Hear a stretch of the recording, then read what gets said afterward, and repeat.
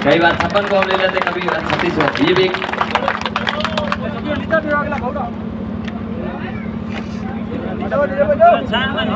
धन्यवाद संचालक महोदय। सबसे पहले तो मैं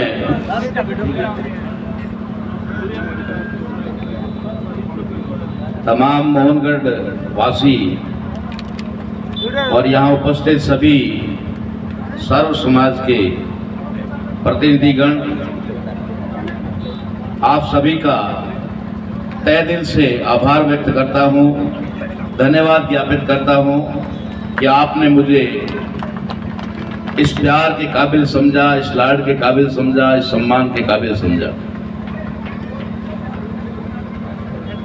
मैं मंचासीन सभी, जब मामला ही सर्व समाज का आ गया है तो मैं भी आपको ये बात कहना चाहूँगा कि पहले शायद ताराराम महना भील समाज का प्रत्याशी के रूप में था कि भील समाज से खड़ा हुआ है, या ऐसी भी चर्चा थी कि भील खड़ा हुआ है।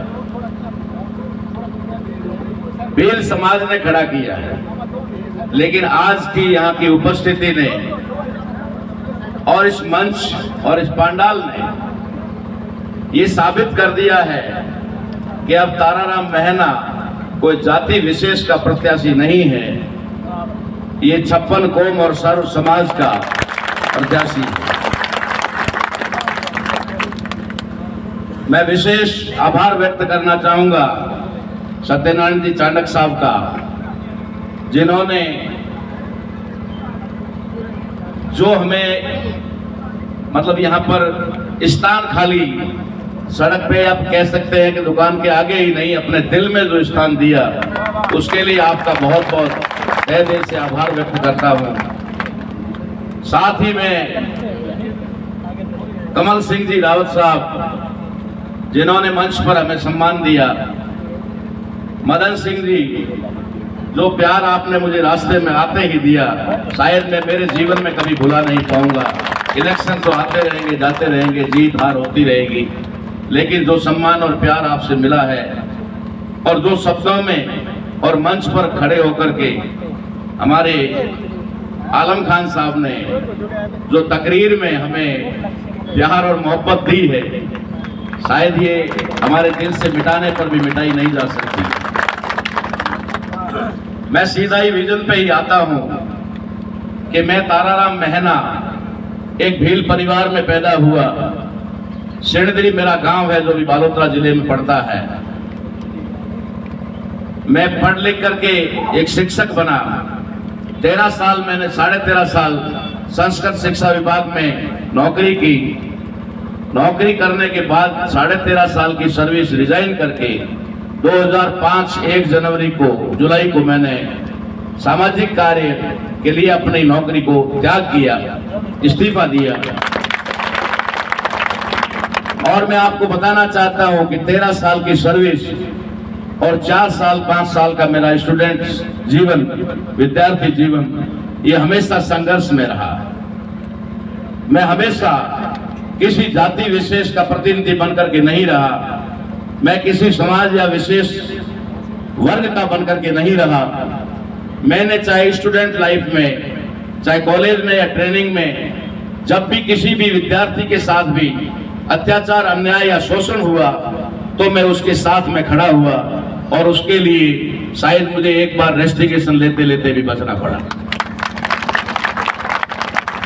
सर्विस में रहते हुए और ट्रेनिंग के करते हुए भी मैंने हमेशा समाज के दबे कुचले वंचित वर्ग को तरजीह दी और उनके लिए हमेशा जन जागरण का काम करता रहा।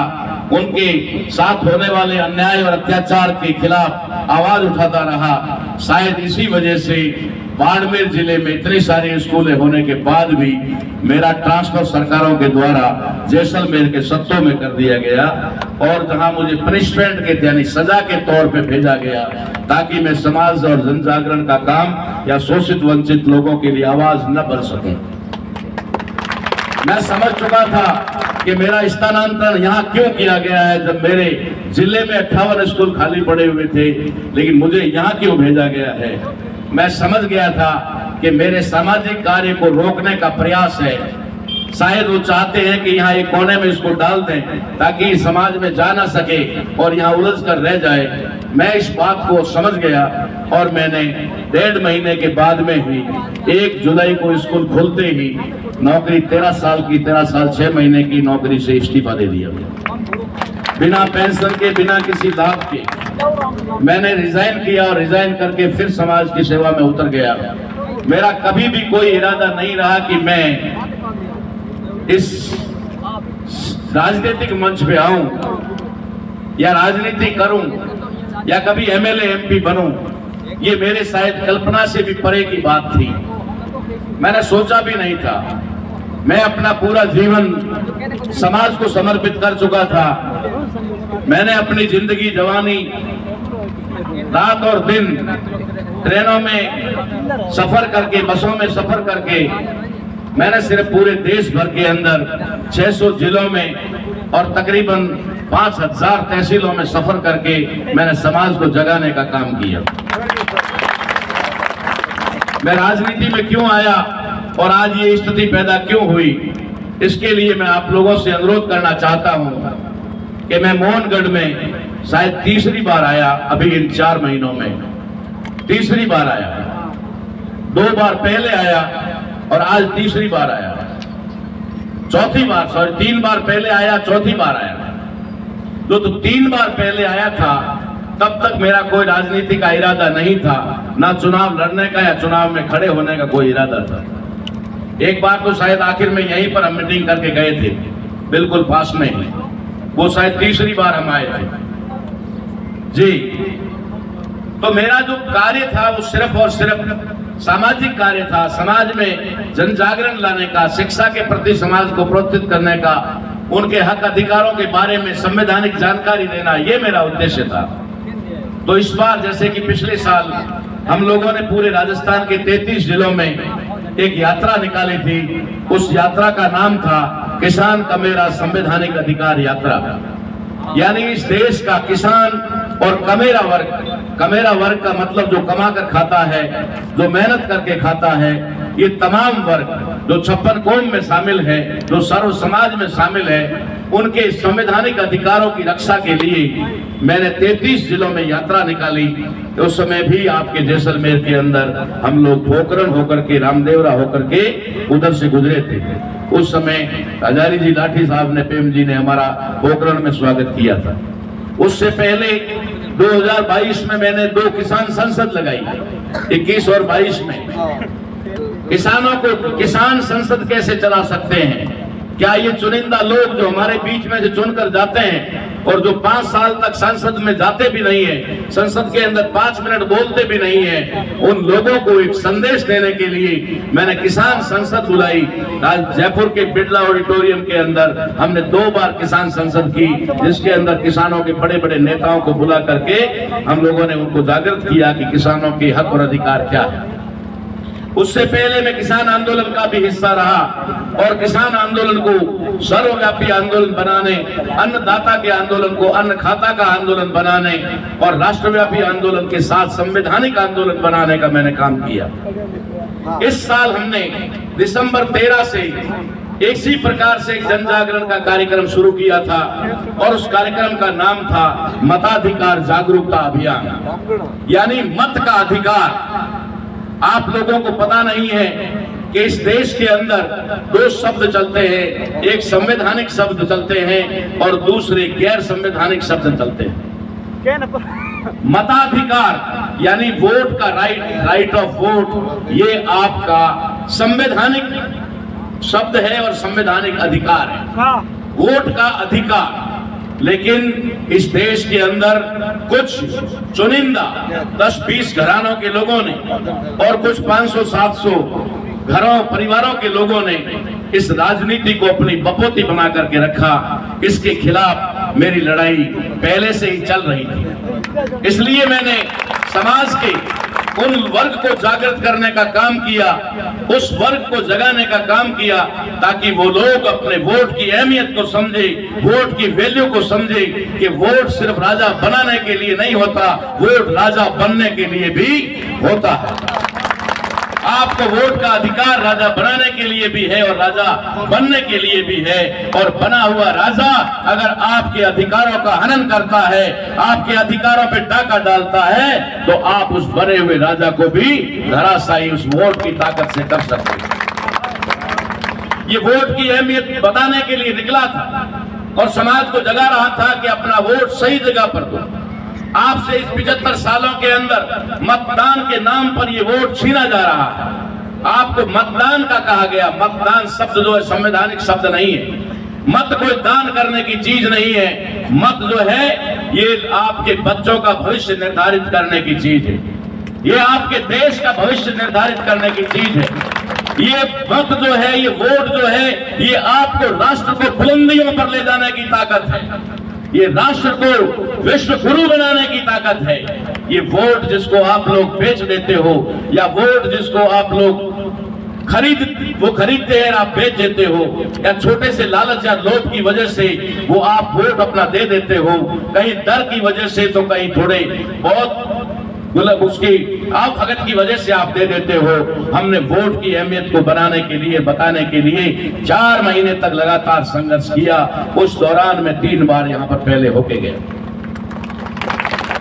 उसके बाद में सर्व समाज के लोगों को ये बात समझ में आई कि भाई ये अधिकार जो है, मताधिकार, वोट का अधिकार, ये सबका अधिकार है। ये कुछ परिवारों की बपोती नहीं है कि वो पैसा फेंक करके, शराब फेंक करके, नशे फेंक करके आपको लालच और लोभ में लेकर के कर दे। ये वर्ग और जाति का मामला भी नहीं है। ये राजनीति आज की तारीख में कुछ परिवारों का मामला बन गया है। हम चाहते हैं कि राजतंत्र और लोकतंत्र में फर्क नजर आना चाहिए। एक होता है राजतंत्र और एक होता है लोकतंत्र। लोकतंत्र के अंदर राजतंत्र में फर्क क्या है? लोकतंत्र में किसी भी परिवार में, किसी भी जाति में, किसी भी कौम में राजा बन सकता है, और राजतंत्र के अंदर राजा सिर्फ एक पीढ़ी दर पीढ़ी ही राजा बनता था। ये फर्क है।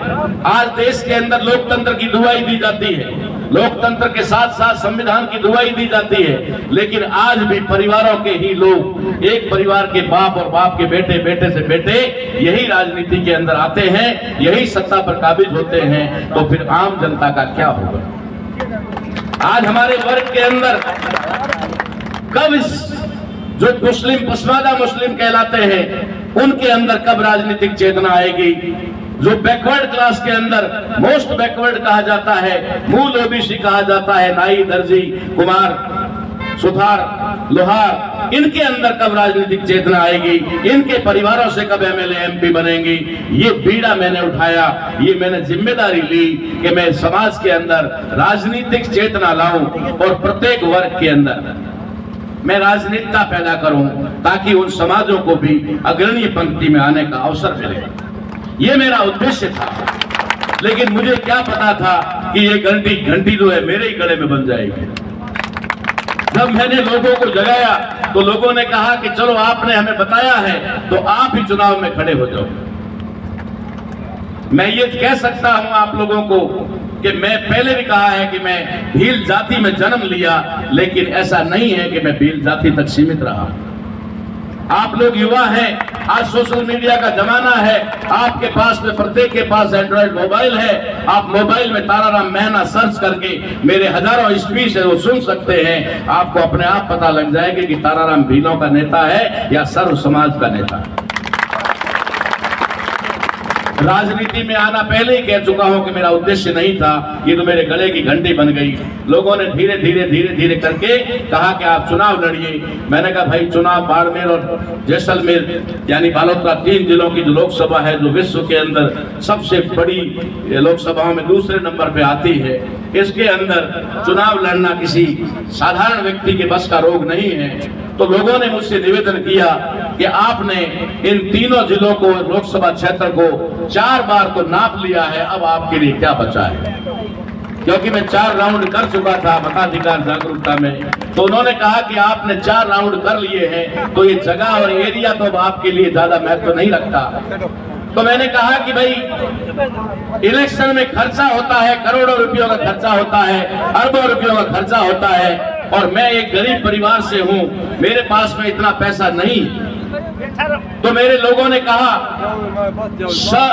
सर्व समाज के लोगों ने कहा कि खर्चा होता कहां से है, पहले ये बताओ। आपने एनालिसिस किया है? मैंने कहा जरूर किया है। तो उन्होंने कहा कि बताइए ये खर्चा करवाता कौन है? खर्चा तो पब्लिक करवाती है, खर्चा पब्लिक करवाती है। अगर पब्लिक खर्चा करवाना बंद कर दे तो किसी प्रत्याशी का खर्चा होगा ही नहीं। खर्चा तो पब्लिक के ऊपर होता है ना, आप लोगों पर होता है। किसी के वोट खरीदने पड़ते हैं, किसी को चने हलवा खिलाना पड़ता है, किसी के लंगर चलाने पड़ते हैं, किसी को जो है दारू पिलानी पड़ती है, किसी को अफीम और डोडा पिलाना पड़ता है। ये तमाम खर्चे जो हैं ये कैंडिडेट जब करता है तो करता तो पब्लिक के ऊपर है ना, पब्लिक में करता है।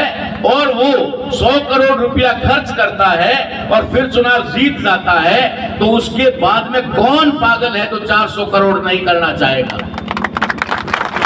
हम लोग या मार्केट में बैठे हैं और चाणक्य साहब हमारे बीच में है। कौन सा व्यापारी ऐसा होगा जो सुबह से शाम तक अपना मुनाफा ना कमाना होता चाहता होगा? आप बता दीजिए, कोई ऐसा मूर्ख होगा जो इन्वेस्टमेंट करेगा और रिटर्न नहीं चाहेगा? ऐसा कोई होगा? दुनिया में कहीं पर भी नहीं है। मैंने हमेशा उदाहरण दिए हैं, किसानों से भी निवेदन किया कि अभी 2-3 महीने पहले जब आप जीरा जमीन में डाल रहे थे तो मुट्ठी भर भर के फेंक रहे थे, मुट्ठी भर भर के खेत में जीरा फेंक रहे थे। घर में जब आप सब्जी में तड़का देते हो तब भी थोड़ा सा बचाकर वापस डिब्बे में डाल देते हो, है ना? थोड़ा सा महिलाएं, घर की महिलाएं थोड़ा डालती, बाकी बचा के फिर डब्बे में डाल देती है, क्योंकि 1000 रुपए किलो है। तो आप वो जीरा जमीन के अंदर मुट्ठी भर भर के क्यों फेंक रहे थे? क्योंकि आपको पता है कि फसल आने वाली है। फसल लेने के लिए वो आपने जीरा जमीन के अंदर रेत में मिट्टी में फेंका, तो आप लोगों ने जीरे की फिर से बोरियां भरी। तो यही हाल हमारे राजनेताओं का है। वे इलेक्शन में पानी की तरह पैसा बहाते हैं, पानी की तरह पैसा बहाते हैं और 5 साल में फिर वो जीरे की फसल लेते हैं। और आप सोचते हैं कि हमारा भला क्यों नहीं होता? आप सोचते हैं कि हमारी समस्याओं का समाधान क्यों नहीं होता? अरे वो अपनी समस्या का समाधान करे या तुम्हारी समस्या का समाधान? आपने उसका 100 करोड़ रुपया खर्च करवाया, अब वो 100 करोड़ का 400 करोड़ करेगा।